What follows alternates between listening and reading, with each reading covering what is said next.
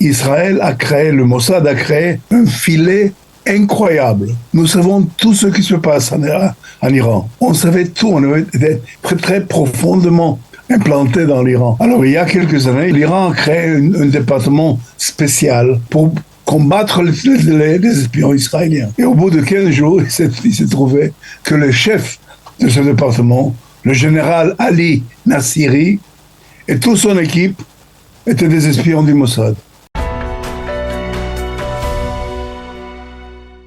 Nous avons le plaisir d'être en ligne avec le professeur Michael Bar-Zohar. Michael, bonjour, Boker Tov.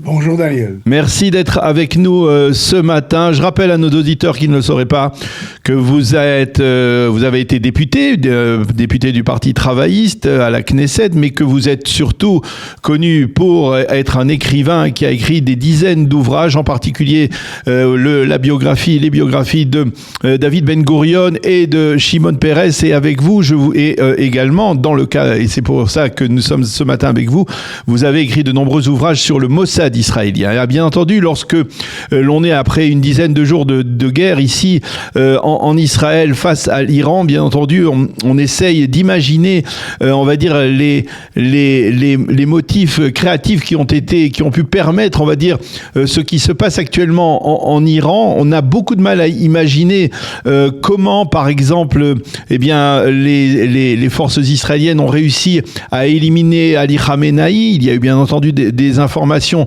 à ce sujet, mais comment le Mossad israélien a réussi à s'implanter en Iran en particulier, donc au cours des dernières années, pour permettre, on va dire, ce à quoi on assiste aujourd'hui et ce à quoi on assistait au mois de juin dernier, Michael. Écoutez, premièrement, si vous écoutez aujourd'hui les informations et vous voyez ça à la télé, vous allez voir qu'on ne parle pas du Mossad du tout. Oui. On vous dit ce qu'a fait l'aviation, ce qu'a fait l'armée, on vous dit rien sur le Mossad. Et je peux vous dire que le Mossad travaille 25 heures par jour. Et il a commencé à s'implanter profondément en Iran quand on a compris dans les années en 2003 qu'il était en train de préparer une bombe atomique, tout simplement. Il voulait arriver à la bombe atomique et avec elle détruire et liquider Israël. Et c'est alors qu'on s'est lancé en Iran. Et depuis ce moment-là, Israël a créé, le Mossad a créé un filet incroyable. Nous savons tout ce qui se passe en Iran. On savait tout, on était très, très profondément implanté dans l'Iran. Et ils savaient aussi qu'avec le Mossad, tous leurs secrets seront dévoilés tout de suite. Alors, il y a quelques années, je pense qu'il y a 5 ans, l'Iran a créé un département spécial pour éviter la présence d'espions israéliens en Iran, pour combattre les espions israéliens, pour les trouver, pour les liquider. Et au bout de 15 jours, il s'est trouvé que le chef de ce département, le général Ali Nassiri, et toute son équipe étaient des espions du Mossad. Mmh. Alors, tous ils sont enfuis d'Iran pour Israël. Maintenant, nous avons pendant plusieurs années essayé de retarder le processus nucléaire. C'est cela que le Mossad a fait. N'oubliez pas, l'Iran essaie depuis l'année 1986 d'obtenir une bombe atomique. Ça fait 40 ans. Oui. Et quand même, ils n'ont pas encore. Et tout ça, c'est grâce aux opérations du Mossad, aux explosions de bases nucléaires, aux explosions de cascades de centrifuges, à la mort de plusieurs savants qui étaient à la tête du projet, à la fuite de plusieurs savants et militaires d'Iran. Et pendant la guerre des 12 jours, l'année dernière, il y a eu même un nouvel élément. Le Mossad a créé sa propre armée. Le chef du Mossad, Barnea, a dit « j'en ai assez de chercher seulement des informations pour les passer à l'armée. Moi aussi, je veux participé. Et il a créé d'agents locaux. Ça veut dire les agents de Mossad qui ont créé cette armée sont des gens locaux, des Perses, des Azers, des Beloutchis, des Turkmènes. Et ils ont été entraînés dans des pays limitrophes d'Iran ou bien en Israël. Ça, il s'agit de centaines de personnes. Oui. Et quand la guerre a commencé, la guerre de juin, il y a eu la première nuit, qui était une nuit fatale. Oui. La nuit du jeudi. Les avions israéliens. Les avions israéliens sont s'approchés de Téhéran, mais n'ont pas arrivé à la ville elle-même. Et à ce moment-là, la petite armée de Barnea a détruit toutes ces positions de canons et de fusées antiaériennes autour de Téhéran. Ça, c'était la première nuit, avec des drones, avec des missiles, avec des autres armes qui ont été introduites en Iran. Et c'est comme ça que le lendemain matin, l'armée de l'air pouvait impunément arriver au-dessus, dans le ciel de Téhéran. Alors, je vous ai entendu, si je ne m'abuse, ou en tout cas il y a quelques jours, avant la guerre, raconter une anecdote qui est stupéfiante. Comment le Mossad israélien a réussi à pirater, on va dire, tous les téléphones de l'état-major, parce qu'on se souvient aussi que l'état-major de l'armée a été décimé aux premières heures de la guerre en juin dernier.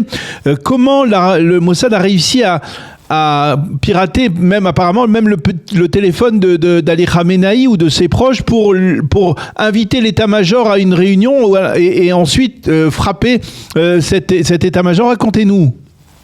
Écoutez, cette invitation, cet appel a été fait pas par téléphone cellulaire, mais par des moyens beaucoup plus sophistiqués qui sont employés par les chefs de l'armée iranienne et des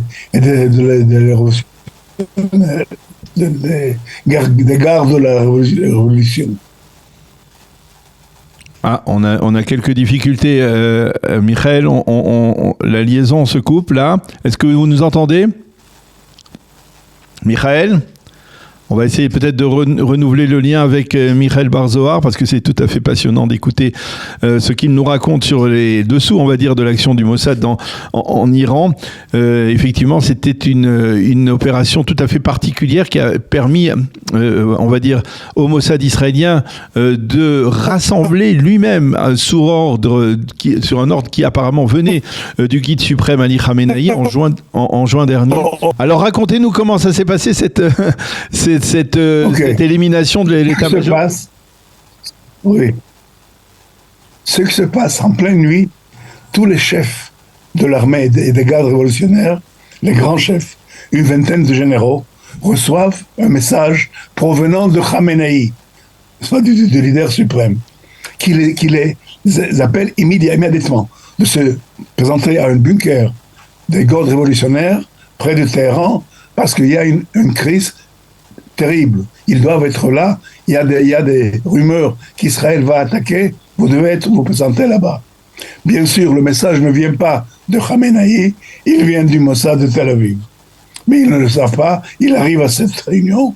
À ce moment-là, l'aviation lance quelques fusées et sur les 20 généraux qui sont là, 17 sont tués.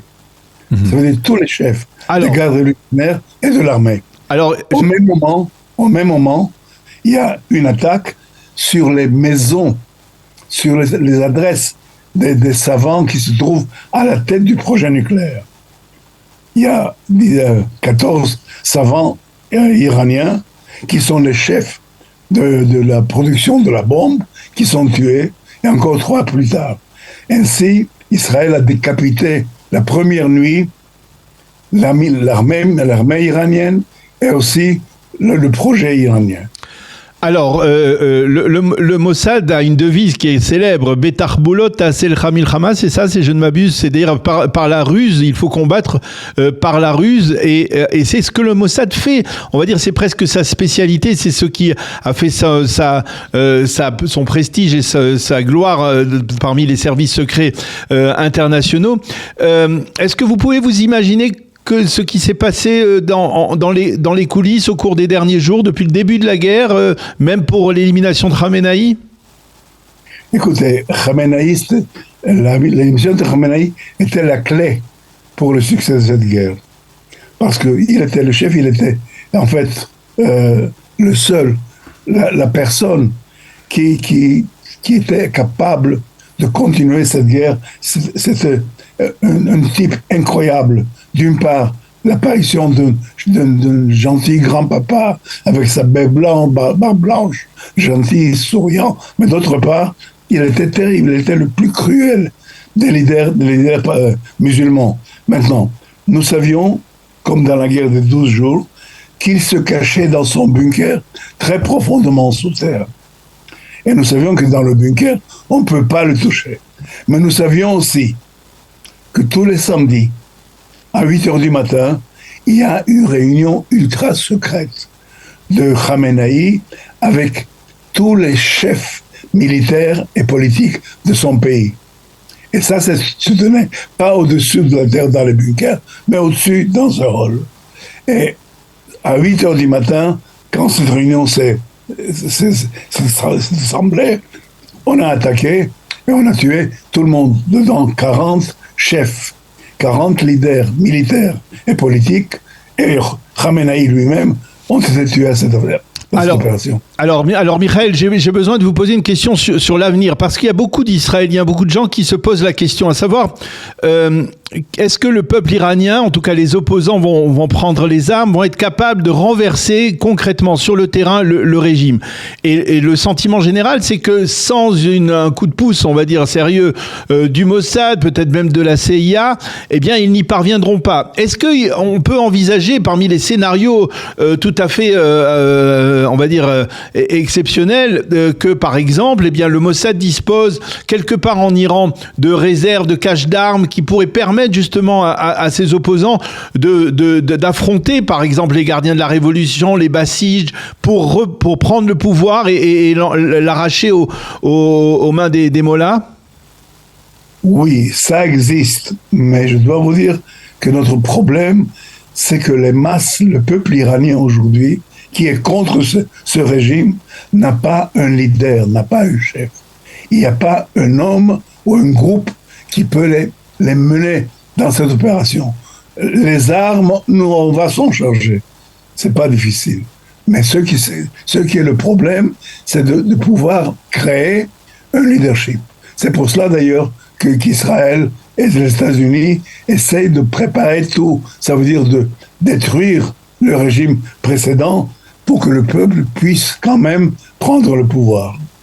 Mais ça, c'est le problème. J'ai besoin de votre appréciation pour savoir, est-ce que vous pensez véritablement que, à l'aide de frappes, eh bien, cela suffira à déstabiliser suffisamment le régime, ou alors on risque, au bout de quelques semaines de conflit, de se retrouver avec Mortaba Khamenei, le fils, qui, paraît-il, serait même plus cruel que son père? Écoutez, pour Israël, il n'y a pas de doute là-bas. Nous savons que si nous n'arrivons pas à détruire ce régime, alors ce sera pour l'éternité, tous les 2 ou 3 ans, encore une nouvelle guerre. Et encore des attaques, des missiles, des bombes, parce que les Iraniens ne sont pas bêtes. C'est un peuple très intelligent. Alors pour cela, nous devons à tout prix détruire ce régime de terreur et de cruauté. Sans cela, il n'y aura pas de réussite dans cette guerre. Eh bien, professeur Michael Bar-Zohar, merci beaucoup d'avoir accepté de répondre à nos questions en pleine guerre sur ce qui se passe dans les coulisses, on va dire, de cette guerre, en particulier au sein du Mossad. On peut supposer que vous rassemblez déjà les matériaux nécessaires pour publier un nouveau livre aussi passionnant que les précédents sur l'histoire du Mossad et sur, on va dire, les épisodes les plus glorieux de l'histoire du Mossad israélien. Merci beaucoup d'avoir été avec nous ce matin, Michael. Bonne continuation, à bientôt. Merci Daniel. Shalom. Shalom, shalom.